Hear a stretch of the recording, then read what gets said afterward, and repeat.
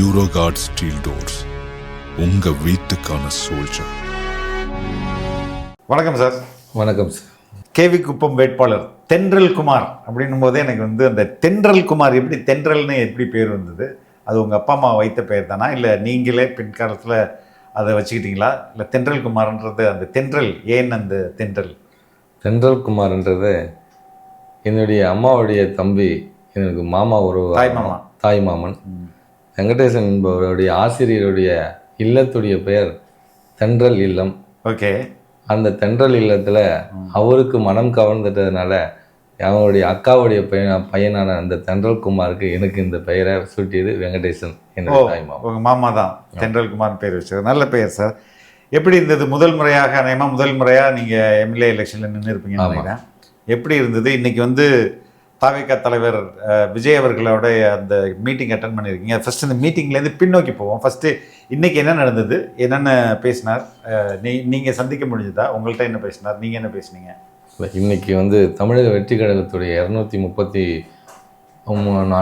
கேண்டிடேட்டுடைய meeting இருக்குது, கலந்தாய்வு கூட்டம் இருக்குது, உங்களுடைய தொடர்பு கொண்டு பேசணும் அப்படின்னு சொல்லிட்டு ஆனந்த் சார் தான் அழைச்சார்.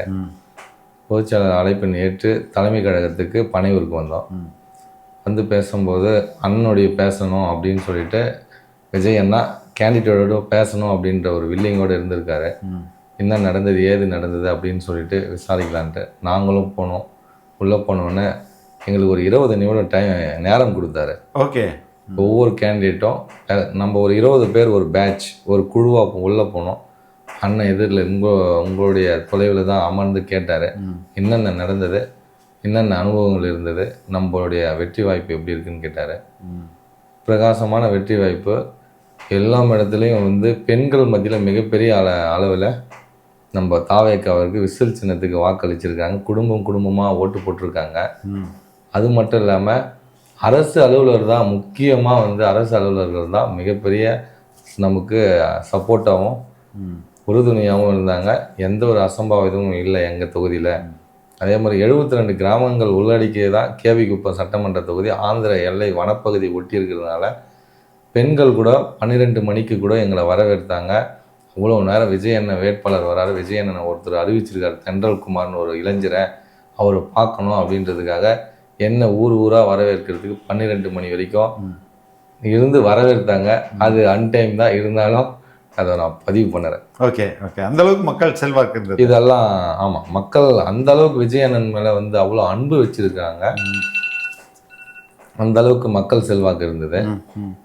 இதெல்லாம் கேட்டு விசாரித்தார் நம்ம அண்ணன் விஜய். நாங்களும் இந்த விஷயமெல்லாம் பகிர்ந்துக்கணும். அப்புறம் இறுதியாக கான்ஃபிடென்ட்டாக இருங்க அப்படின்னு சொன்னார். ஓகே. நாங்கள் வெற்றி நிச்சயம் 5ஆம் தேதி கேவி குப்பம் சட்டமன்ற தொகுதியுடைய வெற்றி கடிதத்தோடு உன்னை சந்திக்கிறேன்னா அப்படின்னு நான் சொல்லிட்டு இருந்தது. ஓகே. அதற்கப்புறம் தேர்தல் களம். இப்போ உங்களுடைய அதை நான் தொடக்கத்திலே கேட்டேன், இதுதான் முதல் தேர்தலான்ட்டு நீங்கள் ஆமான்னு சொல்லியிருந்தீங்க. எப்படி உங்களுக்கு வாய்ப்பு கிடைச்சிது? தேர்தல் களம் எப்படிலாம் நீங்கள் பார்த்தது உங்களுக்கு ரொம்ப சர்ப்ரைசிங்காக இருந்ததெல்லாம் என்னென்ன? நான் வேலாயுதம் படத்திலிருந்தே அண்ணனுடைய ரசிகராக இருக்கிறேன். அதே போல் தமிழக வெற்றி கழகம் கட்சி ஆரம்பித்த முதல்ல இருந்தே கட்சியில் என்னை இணைத்து கொண்டு விக்கிரவாண்டி வெற்றி மாநாட்டிலையும் என்னுடைய சிறப்பான பங்களிப்பும் நல்ல ஒரு எக்ஸ்பீரியன்ஸ் அதில் கிடைச்சிது, அனுபவமும். மதுரை மாநாட்டுக்கும் போனோம். அதே போல் அண்ணன் விஜய் நம்ம ஊர் வேலூர் அகரஞ்சேரிக்கு வந்தார். அதுவும் நாங்கள் சிறப்பாக ஏற்பாடு செஞ்சுருந்தோம். அதில் நானும் பங்கு வகித்தேன். எங்கள் வேலூர் கிழக்கு மாவட்ட செயலாளர் அண்ணன் நவீன்குமார் அவரும் சிறப்பாக பயணித்தார். குறிப்பாக சொல்ல போனோம்னா நம்ம கேவி குப்பம் காட்பாடி எனக்கு அவர் பொறுப்பாளர் தான் நவீன்குமார்.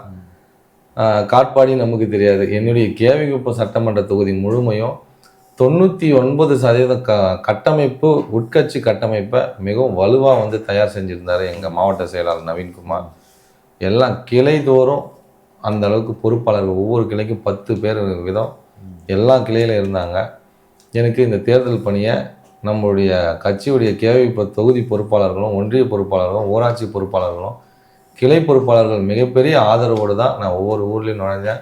ஒவ்வொரு ஊர்லேயும் எனக்கு அவ்வளோ பெரிய ஆதரவும் வரவேற்பும் வந்தது. எனக்கே நிகழ்ச்சியை கொடுத்தது.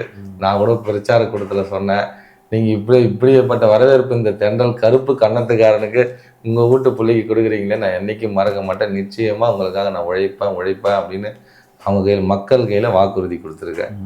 நிச்சயமாக அந்த கட்டமைப்பும் வேலூர் கிழக்கு மாவட்ட செயலாளரான நவீன்குமார் மற்றும் நம்ம ஆசான் நம்ம ஆனந்த் சார், நம்ம பொதுச் செயலாளர் தளபதி அண்ணன் விஜய், இவர்களுடைய ஆசையோடு நான் கேவிக்குப்பம் சட்டமன்ற தொகுதியில் நின்று இருக்கேன். நிச்சயமாக வெற்றி வாகை சூடுவதற்கு மக்கள் ஆதரவு. ஒரே ஒரு விஷயம் மட்டும் சொல்கிறேன், எங்கள் கேவிக்குப்பம் தொகுதி, நான் வேறு தொகுதி போல, கேவிக்குப்பம் தொகுதியில் மட்டும் மக்கள் விரும்பிட்டாங்க விஜய் அண்ணன் வரணும் அப்படின்ட்டு. மக்கள் விரும்பிட்ட பொழுது நீ என்ன ஆயுதத்தை எடுத்தாலையும் மக்கள் விருப்பத்தை ஒன்றுமே பண்ண முடியாது. மக்கள் விஜய் அண்ணன் தான் வரணும். அவருடைய பிரதிநிதியான தென்றல்குமார் எனக்கு விசில் சின்னத்தில் கிட்டத்தட்ட 1,00,000 வாக்குகள் வரைக்கும் வரும்னு நான் எதிர்பார்க்குறேன். இது போல் அனுபவமெல்லாம் மக்கள் மத்தியில் பார்த்து அவங்களுடைய ரெஸ்பான்ஸை உணர்ந்து தான் நான் உங்கள் கையில் இதை சொல்கிறேன். ஓகே சார், இப்போ கள நிலவரம் இப்படியாக இருக்குது. நீங்கள் சொல்கிறீங்க களத்துலேருந்து வரேன், நான் எவ்வளோ மக்கள் செல்வாக்கு இவ்வளோ இருக்குன்ட்டு. ஆனால் ஊடகங்களில் வந்து வேறு மாதிரி தான் சொல்லிட்டு இருக்காங்க, இன்ன வரையும் அப்படி தான் சொல்லிட்டு இருக்காங்க. இந்த டிஃப்ரென்ஸ் உங்களால் பார்க்க முடியுதா? என்னடா இது, நம்ம ஒன்று நடக்குது இங்கே அப்படியே முரண்பாடாக இங்கே ஒருத்தவங்க இப்படி பேசிட்டு இருக்காங்க அப்படின்ட்டு. ஊடகங்களுக்கு சொல்கிறதுக்கு முன்னாடி அதிமுகவும் திமுகவும் சேர்ந்த ஊராட்சி பொறுப்பாளர்கள், ஒன்றிய பொறுப்பாளர்கள், இவங்கெல்லாம் நான் இந்த தேர்தல் நேரத்துலையோ தேர்தல் முடிஞ்சு இப்போ ஒரு 4 நாட்களோ கடந்த 20 நாட்களாக என்ன சந்திக்க வராங்க. சந்திக்க வந்த பிறகு என் ஒரு ஓட்டு மட்டும்தான் தென்றல், மற்ற அக்கா ஓட்டு, வீட்டில் குடும்பத்தோடு இருக்கிற ஓட்டெல்லாம் உனக்கு தான் 5 ஓட்டு விழுந்திருக்குது, நீ தான் வர்றதுக்கு வாய்ப்பு இருக்குது, வந்த பிறகு நல்லது செய்யுங்க அப்படின்னு சொல்லிட்டு அதிமுக நிர்வாகியும் திமுக நிர்வாகியும் இதை சொன்னது. அதே போல் ஊடகங்கள் இந்த ஒரு 5 நாளாக அவங்களுடைய டோனே மாறி இருக்கும், அவங்களுடைய வார்த்தை பிரயோகமே மாறி இருக்கும். அதுக்கான காரணம் என்னன்னா, கட்டமைப்பு இல்லை தமிழக வெற்றி கழகத்துக்கு, இவங்கெல்லாம் சின்ன பசங்க அப்படின்ற மாதிரி இருந்தது. நானே ஒவ்வொரு பூத்துக்கும் கிட்டத்தட்ட 265 பூத்துக்கும் ஆட்களை நியமித்தேன். 265 ஸ்டால், ஒவ்வொரு பூத்துக்கும் 265 ஸ்டால் போட்டு பந்தல் போட்டு ஒரு பந்தல்லையும் 30 பேர் குறையாமல் வந்து கேன்வாஸ் பண்ணாங்க. லாஸ்ட் டைம் கேன்வாஸ் அதான் அவங்க கடந்து செல்வாங்க. ஆமாம், புரியுது. கடந்து செல்லும் போது லாஸ்ட்டாக ஒரு பூஸ்ட் கொடுக்கணும். நாங்கள் 100 மீட்டருக்கு அந்த பக்கம் 100 மீட்டர் அந்த கோட்டுக்கு வெளியே தான் போடுறாங்க. எல்லா ஸ்டாலும் வந்து வெறிச்சோடி இருந்தது. குறிப்பாக அதிமுக ஸ்டாலில் வந்து 4 வயசானவங்க, 2 பெண்கள் 2 ஆண்கள் 11 மணிக்கு உறங்கிட்டாங்க.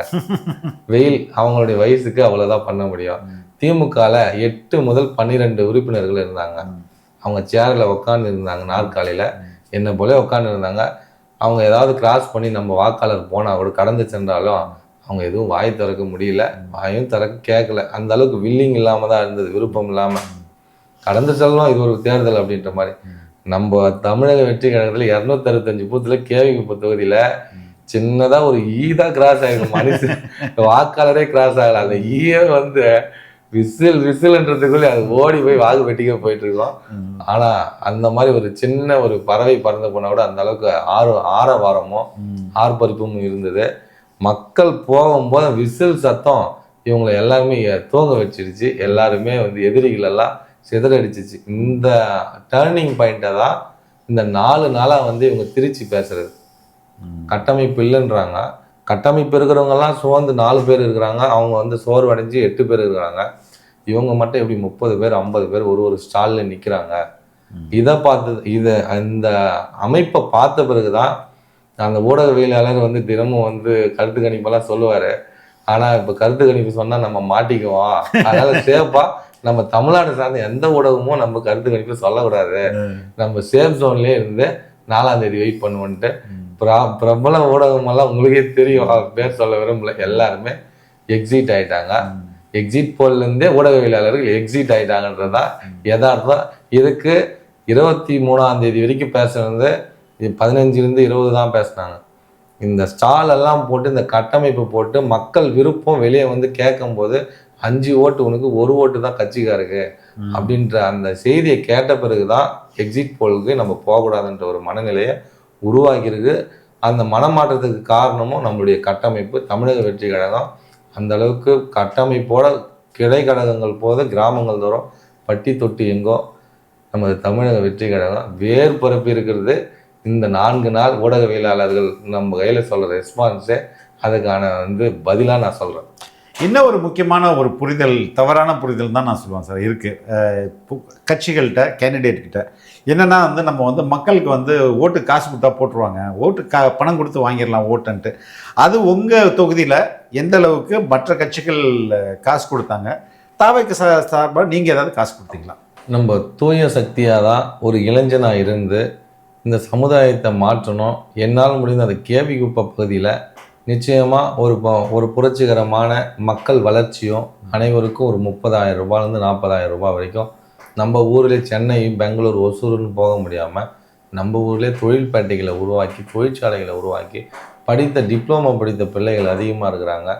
ஒவ்வொரு வீட்லேயும் இருக்கிறாங்க. அவங்களுக்கெல்லாம் அவ்வளோ ஒரு 30,000 ரூபாய் சம்பளம் உள்ளூரில் பெற்றவங்களோடு இருந்து அந்த சந்தோஷத்தோடு பகிர்ந்து சம்பாதிச்சு பெருவாழ்வு வாழ்கிறதுக்கு நிச்சயமாக இந்த தென்றல்குமார் உறுதுணையாகவும், சட்ட ரீதியாகவும், அரசு ரீதியாகவும், நிர்வாக ரீதியாகவும் நிச்சயமாக போராடி பெற்று நம்முடைய கேவிகுப்ப தொகுதி வளர்ச்சிக்காக போராடுவேன்னு சொல்லிட்டு தான் நான் நின்று இருக்கிறேன். ஓகே, நம்ம ஒரு தூய்மையான ஒரு அரசியலை எடுக்கும்போது நம்ம வாக்குக்கு காசு கொடுக்குற அளவுக்கு எனக்கு பணம் இருக்குது, இருந்தாலும் நான் கொடுக்கல.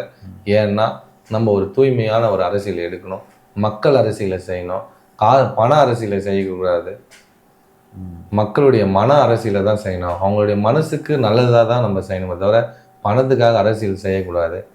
அதே போல் நம்ம சகோதரர்களான கட்சியில் நிற்கிற நம்ம எதிரிகள்னு கூட நான் சொல்ல விரும்பலை.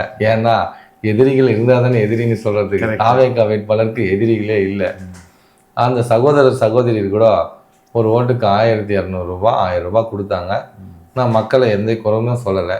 ஏன்னா மக்கள் வரி பணத்தை சுரண்டி வச்சிருக்கிறாங்க. 5 வருஷத்துக்கு ஒரு முறை அவங்களே தரன்றப்போ நம்ம அதை வந்து இது சொல்லணும், வாங்கிக்கோங்க.